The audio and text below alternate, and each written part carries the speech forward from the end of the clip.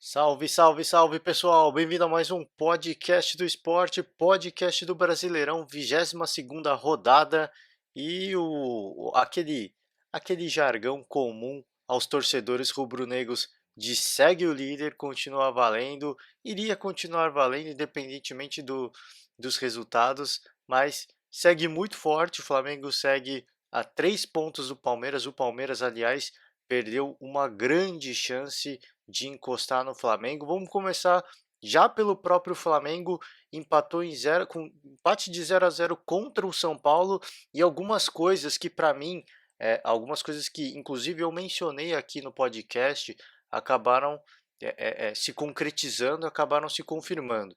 Primeiro é a falta de fôlego desse time do Flamengo. Eu já vinha na última partida, na 21ª rodada, apesar do Flamengo vencer por 3-1 o Internacional, para mim aquela partida deixou claro que esse time estava perdendo fôlego, que esse time estava perdendo o embalo, o embalo não, mas que estava perdendo fôlego, que o time estava se desgastando e o time estava se cansando, né? E essa fórmula aí, essa e essa hipótese minha, essa visão que eu tive, acabou se confirmando nessa rodada. Jogando contra o São Paulo em casa, o Jorge Jesus entrou com dois jogadores reservas, se eu não me engano. Deixa eu só confirmar a escalação mais uma vez. Né? Entrou com o Rodinei no lugar do Rafinha, entrou com o René no lugar do Felipe Luiz. Então ele tentou, né, o Pires da Mota no lugar do Gerson. Ele trocou três peças e eu também cometi um erro. Eu achei que o Flamengo trocando dois, três jogadores, talvez seria uma. Eu sugeri, né, que cheguei a comentar aqui, cara. Eu acho que o Jorge Jesus tem que tentar trocar dois, três jogadores para o jogo para que os jogadores, os reservas comecem a ganhar ritmo. E eu achei que não perderia tanto rendimento. E de fato perdeu. O Flamengo é um pouco assustador. Eu acho que assim é uma coisa um pouco preocupante para a torcida.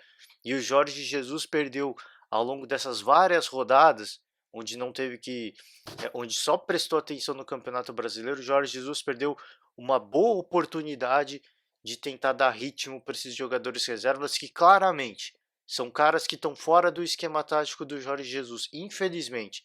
E isso preocupa muito, principalmente ao torcedor flamenguista, porque vai ter Libertadores, vai ter que mexer nesse elenco, vai ter que rodar esse elenco, é obrigatório. Né? O Flamengo com esse meio-campo ofensivo todo titular e ainda assim sem muita inspiração. A gente teve um Arrascaeta, um Everton Ribeiro, Gabigol, Bruno Henrique.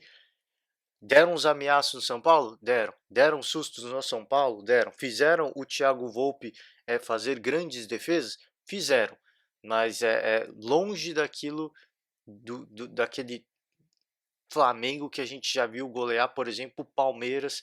Então é um pouco preocupante. Preocupa porque agora não tem mais tempo. Agora o Jorge Jesus vai ser forçado a fazer algumas substituições, porque o time está visivelmente desgastado. É um time que está visivelmente cansado. E ele, de novo, principalmente para os jogadores de ataque, de mais criação, ele não deu trégua de novo. E isso me preocupa muito. Me preocupa demais porque no jogo do Internacional, para mim, o Internacional com dois jogadores a menos, o Flamengo fez três gols ali chorados e fez três gols porque o Internacional cometeu erros defensivos que não cometeria numa situação normal. É, o desgaste de ter que correr por mais de um jogador, o desgaste mental também de ter perdido dois jogadores, eu acho que influenciou de forma negativa. Porque se tivesse lá o Cuesta e o Moledo 100%, aqueles dois gols que o Flamengo fez no final não teriam acontecido. Então fica esse ponto de ressalva. Foi uma goleada, mascarou um pouco tudo aquilo todo aquele temor meu que estava se confirmando, já que já estava começando a se desenhar. Mascarou, deu aquela enganada, pô, uma goleada legal, mas isso acabou escondendo e jogando para baixo do tapete um problema que já estava começando a acontecer e agora vai ter uma dor de cabeça. Infelizmente, agora vai ter que lidar com isso na força, agora vai ser obrigado. E mais uma vez repito, perdeu uma ótima oportunidade de tentar, eh eh, rodar esse elenco, tentar fazer um rodízio, tentar fazer com que os reservas entrassem, no ritmo desse time aí que joga um esquema tático dos mais interessantes e infelizmente a gente pode ver aí agora um momento de oscilação do Flamengo, tá?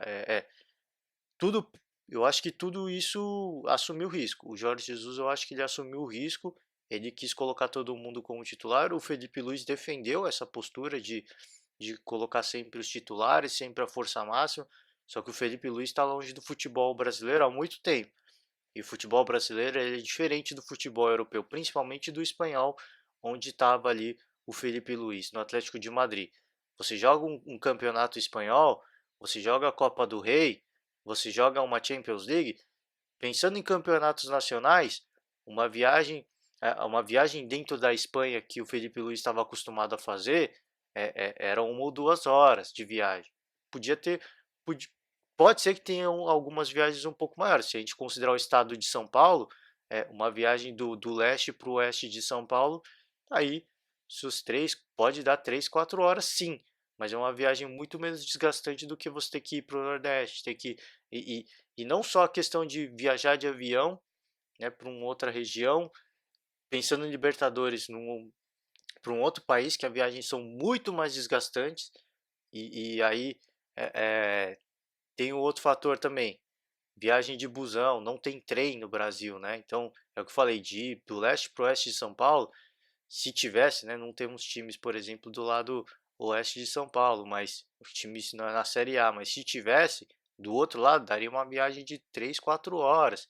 Então, assim, mesmo dentro de um estado no Brasil, as viagens são muito mais longas e muito mais desgastantes do que pensando só em Espanha, ou em Champions League, ou em Liga Europa, uma viagem da Espanha para a Itália, da Espanha para a Inglaterra, que é uma tipo, usando como exemplo, seria viajar de São Paulo para Minas, São Paulo para o Rio de Janeiro.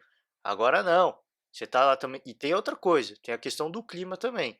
Você está lá na Europa, é inverno, é inverno. É verão, é verão. Talvez se eles forem jogar na Grécia, seja um pouquinho mais quente. Os caras que são da Inglaterra vão jogar em Portugal, talvez esteja um pouquinho mais quente, mas não tão mais quente. Não é que nem você está aqui em São Paulo, está fazendo, que essa semana, por exemplo, em São Paulo fez frio. É 15, 16, 17, 18 graus. Aí vai fazer um jogo no Nordeste, 30 para 40 graus. Aí você vê que são situações climáticas totalmente diferentes. Além da viagem longa e desgastante, você vai para um outro país fazer uma Libertadores, uma Copa Sul-Americana, você pega altitude, você vai do norte para o sul, você pega frio, depois vai para um calor absurdo. Então tem todas essas variantes que o Felipe Luiz ele não está acostumado. Então, legal, eu acho bacana a ideia dele de, cara, se a gente quer ser campeão, a gente tem que estar com a força máxima. Eu compreendo, mas infelizmente, pensando em Brasil, em futebol sul-americano, principalmente o Brasil, que é o maior país da América do Sul, é muito complicado. Não tem como você jogar sempre com a sua força máxima. Um ou outro jogo, uma ou outra semana você vai ter que abrir mão, porque é natural. O jogador precisa descansar, se não fisicamente, ele precisa descansar mentalmente, porque ele não consegue manter o nível de rendimento. E mais uma vez eu repito, nessa partida o cansaço que ficou evidente não foi o cansaço físico, foi o desgaste mental. Os jogadores estão ficando cada vez mais exaustos mentalmente. Eles estão perdendo criatividade, eles estão perdendo inspiração. E tudo isso é reflexo de um cansaço mental de uma série de jogos, uma série de compromissos em série que eles estão assumindo. Claro que acho louvável a entrega, a vontade, eles conseguiram manter essa pegada por muito tempo, mas infelizmente não tem como sustentar. É insustentável pensando em Brasil. É insustentável mesmo, não tem como. O cara pode estar focado 100% no título. Ele é um ser humano, ele não é um robô. E de novo, quando eu falei disso, eu convidei a todo mundo, cara, pense em você mesmo. Trabalhando de segunda a sexta, de segunda a sábado, 8 horas por dia, 7, 8 horas por dia. Quando você chega já perto do final de semana, você está exausto mentalmente. Você está cansado. Imagina você trabalhar direto, né, toda semana, sem descanso. Porque os caras não têm descanso. O único dia de descanso que eles têm talvez seja 1, 2 dias no máximo. E esse descanso é entre aspas, né? Porque o cara não pode se descuidar da parte física e da alimentação também. Então fica aí, são coisas que, tô de folga, mas eu também não posso esquecer que eu sou um profissional, a minha dieta tem que estar em ordem. Então são uma série de coisas que vão minando o atleta mentalmente. E infelizmente isso está ficando mais evidente. E isso começa a preocupar, tá? Mais uma vez eu repeti. Eu tô falando aqui porque eu avisei, cara. Eu falei, eu comentei isso, cara. Precisa mexer. Ah, não quer perder rendimento? Não quer. Então troca um, cara. Troca só um jogador. Põe um Vitinho, um jogo ou outro, para começar de titular, para jogar 90 minutos para entrar no ritmo. Põe o Berril. Cara, põe o Tuller. Ah, não tem a mesma qualidade. Não tem, cara, mas você precisa dar sequência. Você precisa dar ritmo para os caras, porque senão acontece o que aconteceu esse jogo. E a tendência é ficar pior, tá? Porque vai ter Libertadores agora pela frente, um jogo de extrema importância contra o Grêmio, que nessa rodada, por exemplo, não poupou esforço nenhum, não escondeu absolutamente nada. O nosso foco é Libertadores. E o Grêmio foi muito mais. E o Grêmio é muito mais rigoroso nessa questão de rodar o seu elenco. Cara, vamos perder a partida no Campeonato Brasileiro, eu não tô nem aí. O meu foco é a Libertadores, é diferente do Flamengo. Ah, estamos olhando para todos os campeonatos, legal. Mas aí você vai jogar contra um Grêmio, que é uma baita de uma potência, com um time cansado, cansado mentalmente, fisicamente. O departamento médico pode falar, cara, os caras estão zero bala. Eles podem correr os 90 minutos. Isso é uma coisa. O cara tá com cabeça para correr os 90 minutos é outra coisa. E é isso que me preocupa. E é isso que eu vou ficar falando, porque, de novo, teve tempo para fazer isso. Teve tempo e não quis fazer. Então, essa é a coisa que mais me preocupa. E é isso que é isso que eu acho que o torcedor flamenguista tem que ficar com uma pulga atrás da orelha. Porque foi legal? Foi legal. Foi, nossa, putz, Gabigol, gol toda semana, todo jogo, que legal, que bacana. Mas vocês se esquecem que não pode se esquecer que a Libertadores é o objetivo maior, né? Então, eu acho que perdeu uma boa chance de tentar dar ritmo para os atletas reservas e agora vai ser obrigado a fazer essas mudanças, né, por motivos de força maior. E ele nem deu tanto descanso para esses jogadores titulares, né? Ele viu que o jogo estava ruim e aí ele colocou o Rafinha, o Felipe Luiz e o Gerson. E aí os caras realmente não conseguiram descansar. Fica a minha preocupação para o jogo da Libertadores, tá? Já fica uma grande preocupação, aliás, para esse jogo na Libertadores. Eu não sei o que esperar do Flamengo, foi um time muita falta de inspiração. Um ou outro momento, sim, a gente viu aquele Flamengo ofensivo, aquele Flamengo agressivo, sim. O São Paulo foi muito bem, não quero tirar o mérito do São Paulo, não estou falando que o Flamengo jogou mal, não, mas o Flamengo, para mim, não jogou 50, 60% daquilo que a gente já viu o Flamengo jogar. E isso, obviamente, facilita um pouco a vida do São Paulo, que, falar agora de São Paulo, surpreendeu. Surpreendeu muito, porque assim, a gente teve a estreia do Fernando Diniz, e o Fernando Diniz é um cara que, por excelência, o esquema tático do Fernando Diniz, ele é um cara que não abre mão de jeito nenhum de ter a posse de bola. Eu posso perder de goleada, eu posso estar tomando 6-0. Eu não vou abrir a mão de ter a posse de bola e a gente conseguiu ver um São Paulo totalmente diferente daquilo que o Fernando Diniz preconiza. Claro, não teve tempo de trabalhar, teve só um treino com esse elenco, mas a gente viu um Fernando Diniz que propôs um esquema defensivo. E isso é interessante, cara. Isso é muito interessante porque eu mais de uma vez falei aqui, cara, às vezes não é feio, cara, não é chato você dar um passo atrás. Cara, não é isso que eu gosto, não é isso que eu gosto, mas é isso que eu vou ter que fazer. Se eu quiser começar, se eu quiser estruturar uma equipe, quiser ter sucesso, tô vendo que não tá dando certo, cara, dá um passo atrás. Não, eu acho que, cara, não tem vergonha nenhuma em fazer isso. E o Fernando Diniz nunca fez isso. Ele sempre, o tempo todo, colocando o time para cima, um time com posse de bola legal, muito legal. Mas isso não deu certo no Atlético Paranaense. Ele deixou o Atlético Paranaense na zona do rebaixamento. Não deu certo com o Fluminense. Ele deixou o Fluminense também lá embaixo na tabela. Então, é, essa chegada no São Paulo, pelo menos me parece promissora para o Fernando Diniz, tá? Por mais que a forma como ele chegou tenha sido sob circunstâncias das mais duvidosas, né, que eu já critiquei mais de uma vez aqui. E caiu na mídia aí um áudio do Mancini, que eu não sei se comprovaram se realmente foi o Wagner Mancini, se ele deu uma declaração sobre isso, eu não cheguei a procurar mais, mas caiu um áudio aí dele explicando por que que ele saiu do São Paulo, porque ele ia ser efetivado, falaram para ele que ele ia ser efetivado, depois, algumas horas depois, consultaram o Daniel Alves e falaram que estavam em dúvida entre ele e o Fernando Diniz. E aí, cara, fica com o Fernando Diniz, eu tô pegando as minhas coisas e eu tô indo embora, tá? Fizeram uma baita de uma sacanagem. Aí depois vieram aí falar que, ah, não foi isso que aconteceu. O São Paulo veio falar aí que não foi isso que aconteceu.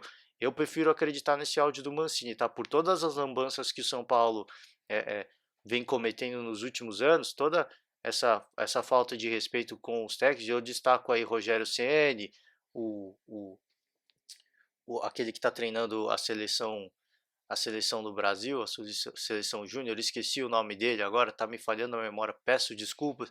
Estão fazendo uma baita de uma sacanagem com os técnicos. Então, a palavra do São Paulo, eu acho que não só para mim, mas para todo mundo, né? Para todo mundo que acompanha o futebol, para o torcedor são paulino, a palavra que vem da direção do São Paulo não significa absolutamente nada.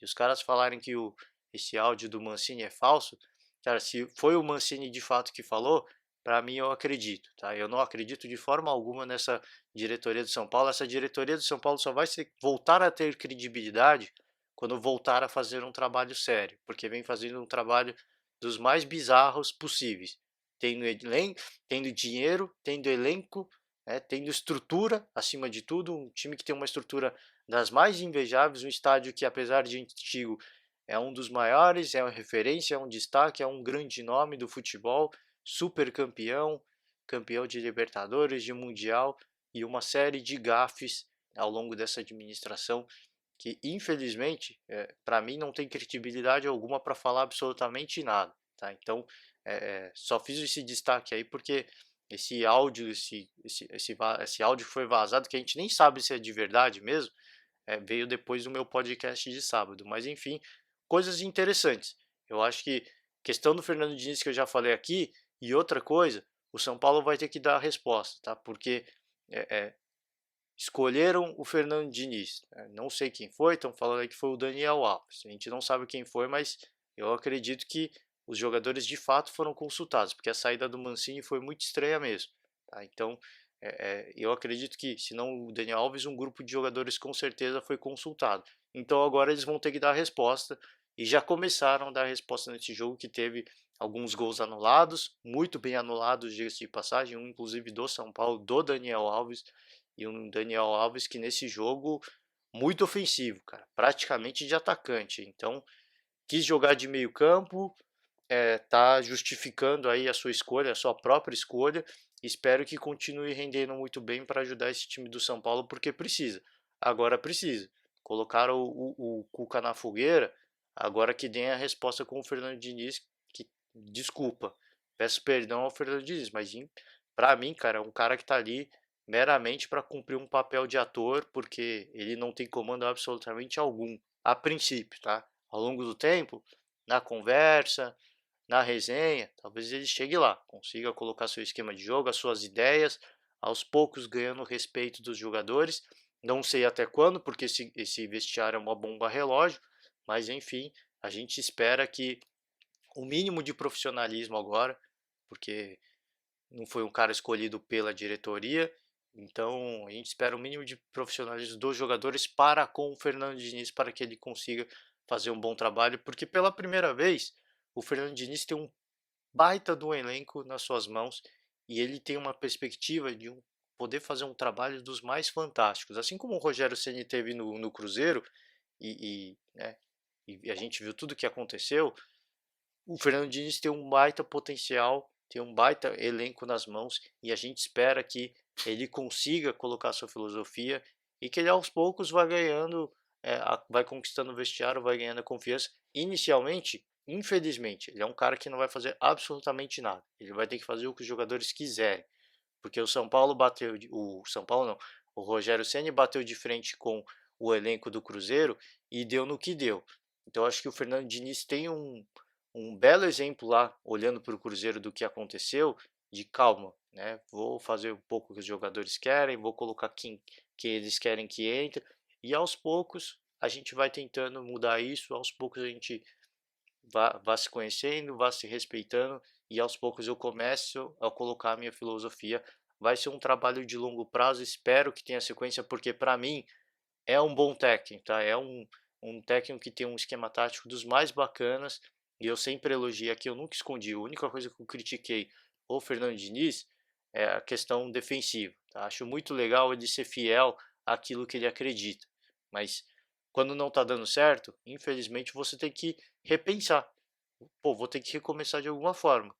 Como é que eu recomeço? Parando de tomar gols, parando de perder jogo. Como é que eu paro de perder jogo? É melhorando, reforçando a defesa de alguma forma, e isso ele deixou a desejar nas últimas passagens dele, e fica a expectativa, a esperança de que ele comece a fazer isso no São Paulo, e a princípio começou, tá? A gente não sabe quanto que teve mão dele nesse São Paulo aí, porque, de novo, só teve um treino, então foi só no gogó, foi só na conversa, então muito difícil saber, mas ficaram coisas positivas desse São Paulo a princípio. Difícil dizer qualquer coisa, né? Nesse momento não dá para dizer absolutamente nada.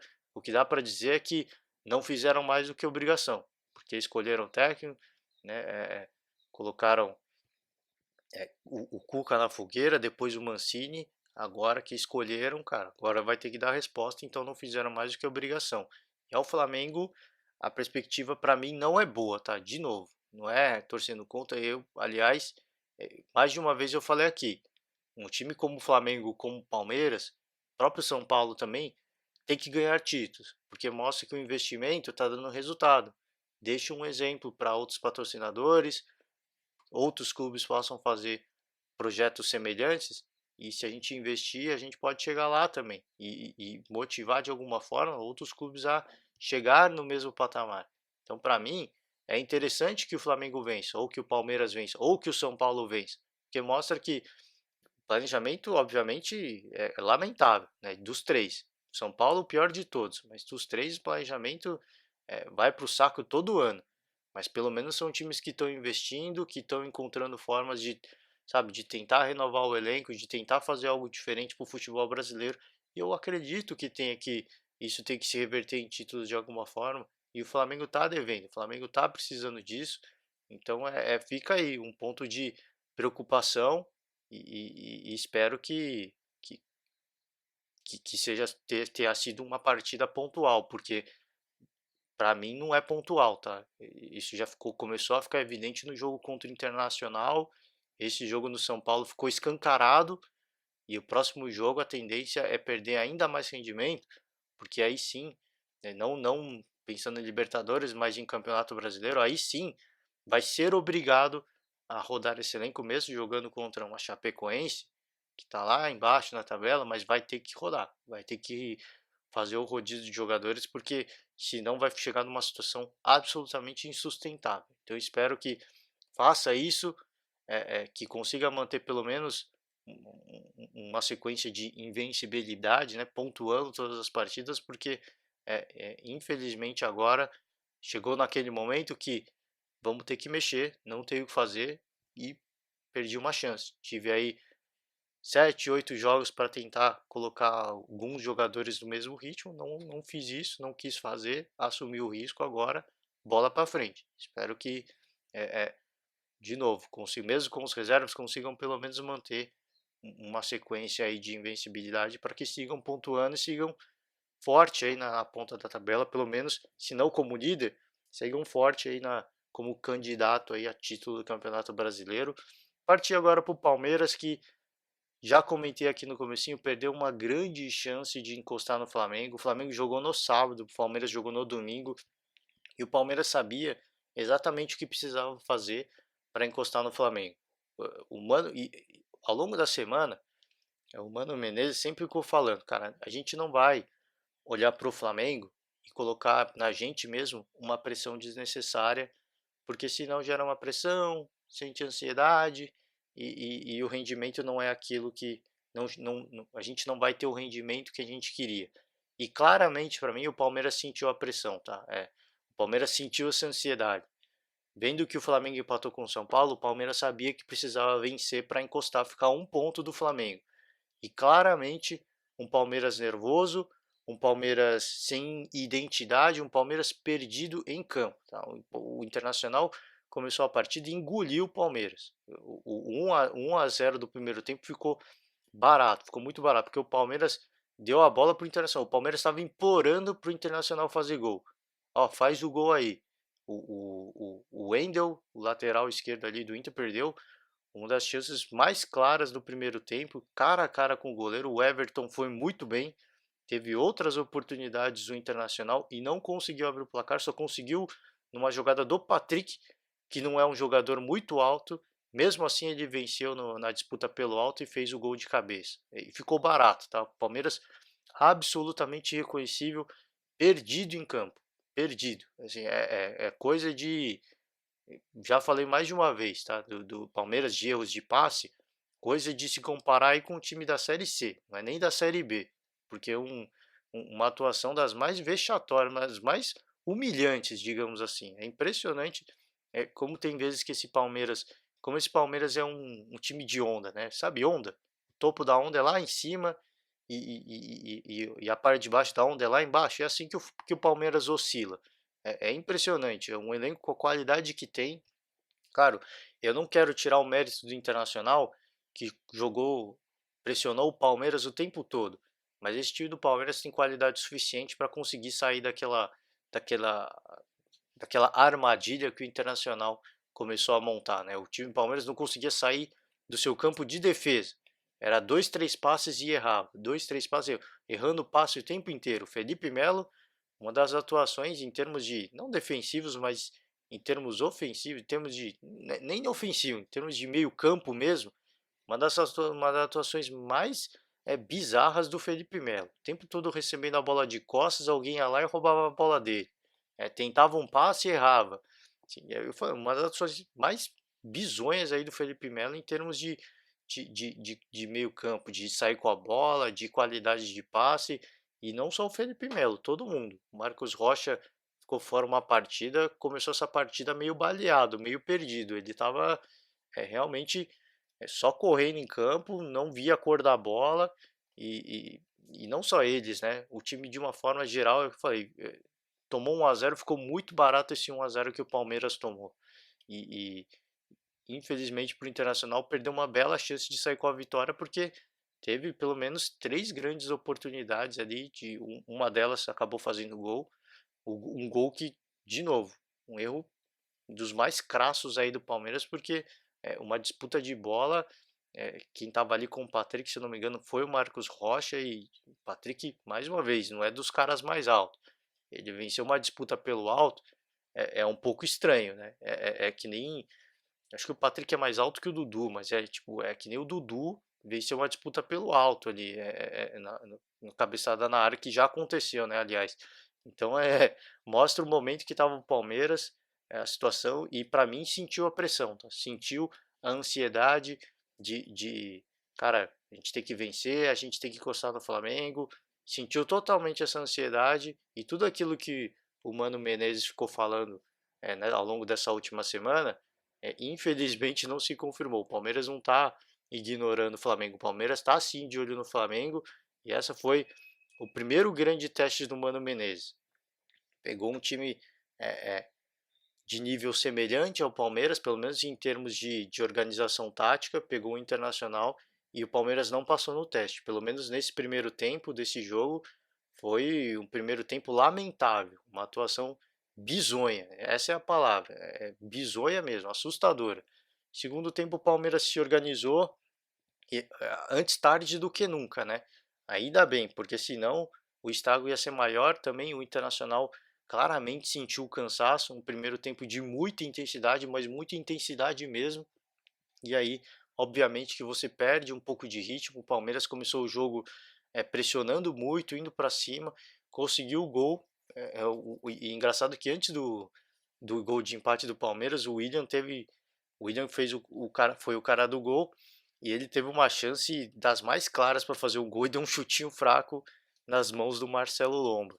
E aí depois na sequência teve esse lance do gol e aí o gol mais fácil, digamos assim, ele perdeu e aí ele fez um golaço, cara, um dos lances mais difíceis, né? A bola vindo de muito alto, caindo de muito alto, ele pegou de primeira um golaço, cara. Matou o goleiro do Internacional, Marcelo Lomba, empatou. O Palmeiras chegou a virar num lance que gerou muita polêmica, mas foi muito bem anulado, na minha opinião. O que fica de discussão é uma falta ali, mas é uma falta que o William recebeu, mas ele quando ele recebe a carga, e eu não sei se foi um contato suficiente para derrubá-lo, mas no momento que ele recebe a carga e cai, a mão bate na bola, e infelizmente a regra é muito clara em relação a isso. O jogador, o atacante não pode, o jogador do time que fez o gol não pode encostar a mão na bola, porque senão o gol é invalidado. É daquelas regras que não fazem sentido, né? Porque se o defensor encosta, aí eles começam a avaliar a intenção, né? Entra lá, ficam 3, 4 minutos avaliando a intenção do jogador, né? É daquelas regras que a FIFA coloca que para mim não fazem sentido algum, né? Se você faz isso para um lado, você tem que fazer isso para o outro também. Não pode ter dois pesos e duas medidas. É a mesma coisa que eu falo, falta de atacante no zagueiro e a falta do zagueiro no atacante, né? São dois pesos totalmente diferentes que a arbitragem usa e a FIFA com esse tipo de regra também. Não estou aqui questionando, eu acho que é uma regra válida. Eles estão tentando evitar qualquer tipo de ambiguidade, justamente para evitar essa avaliação aí, ficar avaliando. Eu acho que é, você não pode ter dois pesos e duas medidas. Se vale para o ataque, tem que valer para a defesa. Acaba com ambiguidade. Bateu no braço, é pênalti, acabou. Não vamos ficar aqui avaliando a intenção, mas enfim, isso é coisa para a FIFA pensar. É uma lei, é uma regra meio ambígua, mas aconteceu e o gol foi bem anulado. A única coisa que gerou polêmica é a falta ali, que a posição ali de campo era muito favorável, poderia colocar o Palmeiras numa situação de gol, mas ficou no 1 a 1. Acho que ficou de bom tamanho, pelo primeiro tempo que o Internacional fez e pelo segundo tempo que o Palmeiras fez. Eu acho que foi um, um, um placar que ficou de bom tamanho e ficou barato pro Palmeiras, porque o Internacional teve chances, é, duas chances claríssimas. O lance do gol, que era defensável, mas o gol aconteceu, e o lance do Wendel, que foi ele cara a cara com o Everton. O Everton foi muito bem, não é à toa que justifica aí a convocação para a seleção brasileira. Aliás, falando em seleção, eu cometi uma gafe no último podcast, né? Falei que o Gabigol e o Flamengo ia entrar desfalcado, né? Gabigol e o Rodrigo Caio iam sair para jogar na seleção, mas ainda não, tá? Eu me empolguei aqui. Eu não sei, eu acho que eu ouvi em algum lugar, eu não sei. Eu achei que já seria nessa partida, mas não é, tá? Ainda tem um tempinho aí, mas cometi essa gafe. Peço desculpas aqui. O Flamengo jogou com a sua força máxima, não jogou praticamente com a sua força máxima, principalmente no segundo tempo. Jogou com a sua força máxima, mas ainda não, tá? É mais para frente. Não foi nesse momento ainda que o Flamengo jogou sem o Gabigol e o Rodrigo Caio. Mais uma coisa que preocupa o Flamengo, aliás, diga-se de passagem, vai perder dois de seus titulares com o time já perdendo um certo rendimento. Isso complica ainda mais a situação do Flamengo, tá? Porque, mais uma vez, essa partida contra o São Paulo, a gente já viu uma queda bastante considerável. Mas falando de Palmeiras, eu acho que o Mano não passou, o Mano Menezes. Essa era a partida que todo mundo dava como o grande teste do Mano Menezes, porque até então ele tinha pego equipes mais que estavam na parte de baixo da tabela, equipes mais, digamos, inferiores, digamos assim, um Cruzeiro que não é inferior, mas muito bagunçado, e esse seria o grande teste do Mano Menezes, um time que está disputando no topo da tabela diretamente, apesar da diferença de pontos, mas está disputando ainda. O segundo turno é muito longo, tem praticamente o segundo turno inteiro, e um time que, em termos de organização tática, é semelhante ao Palmeiras. Então, o Menezes teve seu grande teste de fogo e, para mim, não passou, tá? Não passou pelo primeiro tempo que fez. Se o Palmeiras tivesse feito o mínimo no primeiro tempo, que o Palmeiras foi fez não fez nem o mínimo no primeiro tempo. O Palmeiras entrou para assistir o Internacional jogar, entrou para ser espectador de luxo, né? Vamos assistir o jogo dentro de campo. Que não fez nem o mínimo no primeiro tempo. Se tivesse feito o mínimo no primeiro tempo, talvez tivesse saído com a vitória, ou talvez não tivesse passado por tanto perrengue, ou talvez eu pudesse dizer que o Mano Menezes passou no teste mesmo com o empate, mas pelo que foi o primeiro tempo do Palmeiras, dos mais toscos possíveis, tosco pela qualidade desse elenco, né? Por isso que eu tô criticando tanto. Se fosse aí a Chapecoense, todo o respeito a Chapecoense, mas se fosse a Chapecoense que tivesse feito esse primeiro tempo, seria compreensível. Tá lá embaixo, tá sofrendo pressão, o elenco não tem tanta qualidade, mas é o Palmeiras, tá? Então, é por isso que eu tô criticando tanto aqui e dos primeiros tempos mais toscos que eu vi desse time do Palmeiras, que, de novo, é de altos e baixos, né? Às vezes faz um baita de um jogo, joga muito, e recentemente também teve um jogo com o próprio Mano Menezes que foi assustador, né? A quantidade de passes errados absurda e segue nessa pegada, né? Não sei se os caras treinam passe ou não, mas é, de novo, tá? Para a qualidade desse elenco, a quantidade de passes que erram para mim beira o absurdo, tá? Não é cabível, eu não consigo assimilar, eu não consigo entender por que que erra tanto passe. Mas enfim, é, é, o grande teste do Mano Menezes para mim não passou. O time sentiu a pressão de ter que encostar no Flamengo, então tudo aquilo que eles falaram de não estão olhando para o Flamengo, eles estão olhando sim. E nessa partida ficou evidente, nessa partida ficou claro que é um time que não está sabendo lidar com a pressão e que a maturidade, infelizmente, segue da mesma forma como estava com o Felipão. Um time que cede à pressão nos momentos difíceis. E, infelizmente é isso. Tem tempo, obviamente, para o Mano Menezes trabalhar, mas infelizmente é um time que, ao longo dos últimos anos, eu venho falando aqui, é um time que nos momentos difíceis sente a pressão e acaba sucumbindo, e dessa vez ficou muito claro que sucumbiu à pressão mais uma vez, tá? Mais uma vez, o campeonato é longo, tem chance de encostar, tem chance de assumir a liderança mais uma vez, mas repito, time que a princípio já mostrou que a questão mental não está em dia, tá? Vai ter trabalho aí pela frente, espero que consiga. Vamos assimilar, vamos ver tudo que deu errado e vamos tentar fazer diferente, vamos tentar melhorar, porque o Palmeiras é o time mais vivo aí na disputa pelo título com o Flamengo.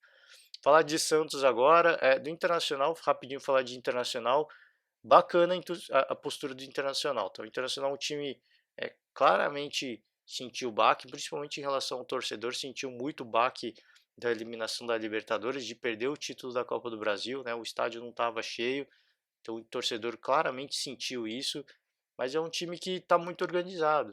Eu acho que isso que é o bacana. O trabalho do Odair, você vê que tem continuidade. É um time que segue organizado, é um time que segue bem, mesmo contra o Flamengo, com 2 jogadores a menos, conseguiu empatar a partida, dificultou muito e tomou 2 gols em desatenção, em cansaço, obviamente, enfim, já falei aqui. Então é um time que segue organizado. Eu acho que é isso que é bacana. Você consegue ver nesse Internacional a sequência do trabalho. Mostra que a sequência do trabalho dá resultado e a gente vê o Inter muito organizado, muito bacana a postura do Internacional e espero mais uma vez aí que o Odair tenha sequência, apesar dos títulos não virem, espero que tenha sequência porque o trabalho é muito interessante e mesmo sem Guerreiro, sem D'Alessandro, sem Moledo, é um time que jogou o que jogou e quase venceu o Palmeiras aí, só não venceu porque não faltou um pouquinho mais de capricho aí para fazer o placar no primeiro tempo, mas eu acho muito promissor o time do Internacional ainda, tá? É um time que oscila, é, é, perde rendimento em momentos decisivos, mas é um time que é muito regular, na minha opinião, muito bem organizado taticamente, então acho que tem coisas muito positivas para esse Internacional e espero que o Odair consiga seguir com o seu trabalho. De novo, o trabalho é muito bom, mas infelizmente quando não se ganha títulos, às vezes o trabalho começa a ser contestado, como acontece com o Fábio Carille agora, o momento é, é, é, começa a ser questionado, o trabalho, enfim, a gente, ainda mais pensando em Fábio Carille, um técnico super campeão com o Corinthians, né? Um trabalho contestado é uma daquelas coisas que a gente não entende, mas enfim, Falar de Santos rapidinho, venceu do CSA na Vila Belmiro, não fez mais que obrigação, né, vamos ser bem sinceros, o Santos tinha uma partida em que ele já teve várias partidas em que vencer era obrigatório, e dessa vez finalmente conseguiu aí tirar a zica, venceu por 2-0, um placar razoável até, um Santos que o Soteldo mais uma vez jogou demais, né, é impressionante o que vem jogando o Soteldo, ele destoa um pouco da equipe, né, porque o resto da equipe não tem a mesma, não acompanha o jogo do Soteldo, né, até acompanha, mas tá faltando aquele capricho na finalização, infelizmente o Santos vem passando por um momento complicado, né, na última partida, contra o Fluminense ficou claro, né, o Sampaoli foi a loucura ali com a quantidade de gols que o Santos perdeu, com as oportunidades que teve, e não vem tendo muita dificuldade, dessa vez conseguiu, né, o Carlos Sanches abriu o placar de pênalti, e depois o Eduardo Sacha terminou aí terminou a vitória e sacramentou a vitória do Santos, o 2-0, finalmente, né, o Sacha também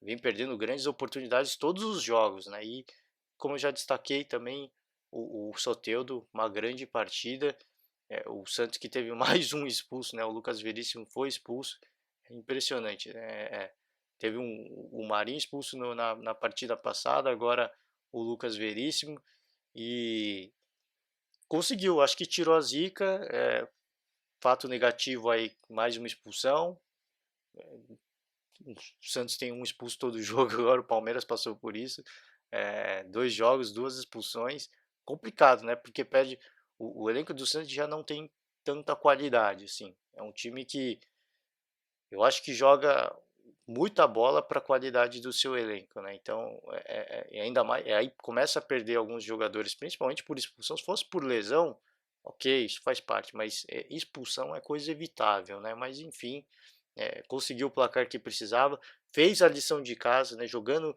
na Vila contra o time que está lá embaixo na tabela, tinha que vencer. Já perdeu muito ponto nas últimas rodadas, precisava se recuperar, principalmente não só para se manter bem na tabela, mas para recuperar a confiança. E eu acho que eu espero que essa partida seja uma partida que retomou aí, que retrouxe, trouxe de volta a confiança para esse time do Santos que estava precisando, e segue ali na terceira colocação, segue bem, e mais uma vez o Santos com um futebol que não perde a sua identidade, né? Que segue com a mesma pegada, às vezes perde um pouco de intensidade natural, mas é um time que sempre segue com a mesma identidade, com a mesma característica, e isso é muito legal, isso é muito bacana, e espero que volte a reencontrar os caminhos para o gol, para que consiga seguir firme e forte pela briga aí, nessa briga pelo título do Campeonato Brasileiro. Quarto colocado o Corinthians venceu, jogou no domingo de manhã, né? Venceu o Vasco, um jogo que teve muitos gols anulados, né? E aí o Ralf finalmente conseguiu fazer o gol, que foi válido, e o Corinthians sai com uma vitória importante, né? Jogando em casa, vindo de uma eliminação na Copa Sul-Americana, agora o Brasileirão passa a ser o foco principal. Eu acho que o Corinthians está muito vivo nessa briga pelo título. Eu já falei mais de uma vez, o Corinthians é aquele time que ninguém está prestando atenção. Ah, elenco, cara ele retranqueiro, o elenco não é dos melhores, aí tá todo mundo ignorando. Aí o Corinthians foi subindo, chegou ali na zona de classificação da Libertadores, todo mundo continuou. Ah, não, o Corinthians vai brigar por Libertadores. Tá lá, cara, é aquele time que come quieto. Eu acho ainda que, e vou continuar achando, esse Corinthians é um time para se prestar atenção. Eu não acho que é um time para ser desprezado. Por mais que, ah, cara de retranqueiro, é mais defensivo, que não sei, já começa a mudar a postura. É um Corinthians que começa a ser mais ofensivo. E, e tá no quarto colocação, tá na quarto, é o quarto colocado da tabela. Então, eu ainda continuo dizendo, olho no Corinthians. É um time que vem comendo quieto, é uma partida aqui de um jogo, chorado, um gol, depois mais um gol, outra partida que ganha ali, empata nos acréscimos, tá sempre pontuando, tá sempre se mantendo ali na mesma colocação, sobe uma posição, perde uma, sobe duas.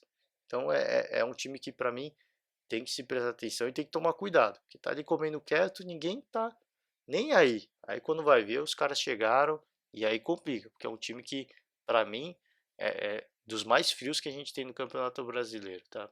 Pecou ali na Sul-Americana? Pecou, mas é um time que costuma crescer muito nas adversidades e vem dando a resposta aí agora, obviamente, depois de uma eliminação muito sofrida e muito doída na Sul-Americana, doída porque, principalmente pelo primeiro jogo, que o Corinthians é absolutamente reconhecível jogando em casa, então se recupera, dá a resposta ao seu torcedor.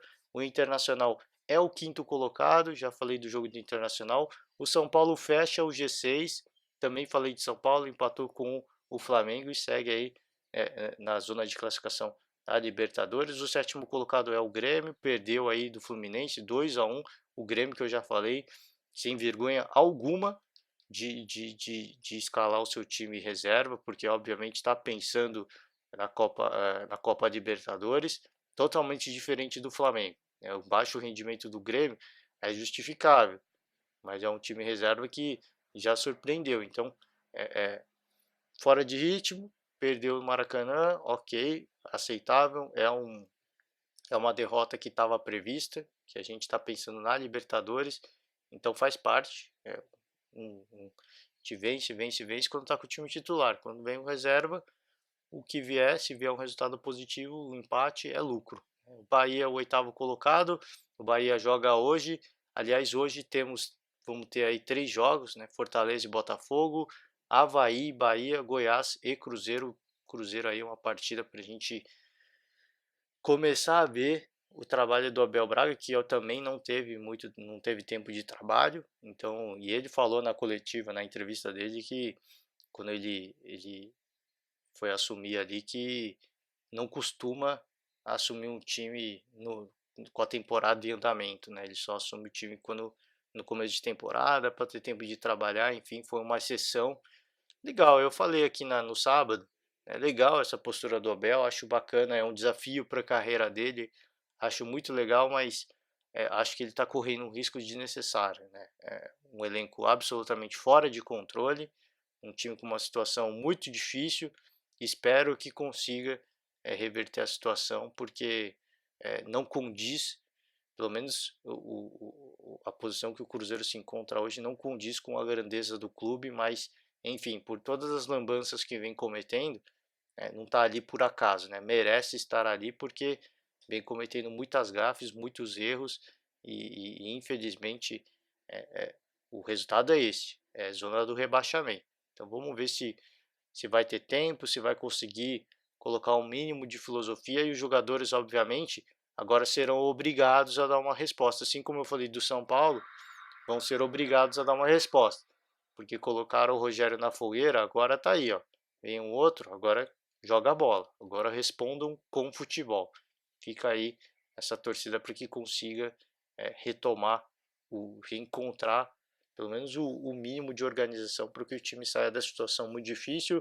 Fortaleza, aliás, que anunciou a volta do Rogério Ceni, voltou o Rogério Ceni para o Fortaleza, eu já tinha comentado, era uma questão apenas de é, acertar alguns detalhes para o Rogério voltar. Obviamente, esses detalhes, para mim, acredito que sejam mais poderes, né? O Rogério vai ser um cara que ele já é um cara que mudou muito Fortaleza na primeira passagem e para voltar ele com certeza volta com outro status, com o status de é, é, um técnico com mais gabarito, mais reconhecido por tudo que ele já fez pelo clube. E eu acho que o poder de decisão, o poder do Rogério internamente no Fortaleza aumentou muito mais com essa volta, porque ele não ia voltar para ficar na mesma situação que estava, ele volta com um reconhecimento muito maior e eu tenho certeza que vai fazer, porque ali ele teve liberdade para fazer o que ele quis e fez um excelente trabalho, colocou o Fortaleza num patamar muito bacana. E agora com essa volta, com, imagino eu, tá? Com mais poderes para fazer o que ele quer ali dentro, ele vai conseguir levar esse time ainda mais longe, tá? Acho que cometeu uma gafe saindo do Fortaleza, acho que não era o momento. Obviamente que ele aspirava, ele precisa ter ambição como técnico, né? Mas acho que não era o momento. Eu acho que o Rogério tinha que sair não só para pegar um clube numa situação melhor, O Cruzeiro estava numa situação horrível, mas também sair do Fortaleza com mais reconhecimento, né? Com um título de expressão na carreira. Eu acho que ele precisava sair com um pouco mais de bagagem pensando em títulos, né? Mas, enfim, eu acho que ele teve essa experiência, foi bacana, acho que agregou muito para a carreira dele. Eu acho que no Cruzeiro ele conseguiu ver coisas muito interessantes que ele vai poder levar agora para o Fortaleza. E eu tenho certeza que se tiver espaço, se tiver tempo, se comprar a ideia dele, ele vai ter tempo, ele vai conseguir fazer coisas muito legais e vai manter o Fortaleza sem dúvida nenhuma na Série A e com perspectiva de buscar aí classificação para a Sul-Americana. Fica a perspectiva aí, expectativa de consiga dar sequência no trabalho que ele já estava fazendo. Fortaleza que teve uma queda e vamos acompanhar as partidas de hoje e amanhã vamos voltar para comentar um pouco do que foram essas partidas, tá? Meio de semana tem Libertadores, finalmente a Libertadores está de volta, né? E muita expectativa em torno desse confronto aí que já começa apimentado, já começa já começa a apimentar antes da partida começar, né? Muita coisa que se falou, principalmente o Portaluppi dando umas alfinetadas, as diretorias se provocando, né? Falando, o Grêmio falando de soberba do Flamengo, aí o Flamengo responde, aí o Renato Portaluppi dá suas alfinetadas, falando do Jorge Jesus, que é um técnico que já tem uma certa idade, só jogou em Portugal, né? Não jogou em nenhum outro grande clube da Europa, e aí fala que os técnicos brasileiros são ultrapassados, né? Ele colocou mais uma pimenta aí nesse tempero, é uma partida que já está rodeada de, de pimenta e a gente espera que seja uma grande partida, que seja um partidaço. A princípio, para mim, o Grêmio um pouquinho melhor, tá? Pelo que a gente já viu de Flamengo nesse final de semana. Faltando muita inspiração, sentindo um pouco o cansaço. Vamos ver, espero que tenha tempo para descansar, para recarregar as baterias. É outro torneio, é outro ambiente, é outro clima, então a expectativa de um grande jogo e a gente vai acompanhar, obviamente, não só esse Grêmio Flamengo, mas River Plate e Boca Juniors também, que interessa diretamente esses dois, porque vai determinar o finalista aí da outra chave da Libertadores. Vou me despedindo por aqui, que eu não falei, amanhã eu estou de volta para falar rapidinho desse últimos jogos dessa rodada do Campeonato Brasileiro, e é isso aí. Deixo o meu forte abraço, meu convite sempre, quiser que eu fale de qualquer outra coisa, cometi uma gafe, como eu já cometi do último podcast, manda mensagem aí, comenta aí, deixe seu recado e a gente também, se quiser falar de outra coisa, a gente discute, debate e abre espaço aí para uma discussão bacana, beleza? Valeu, galera, um forte abraço e até a próxima.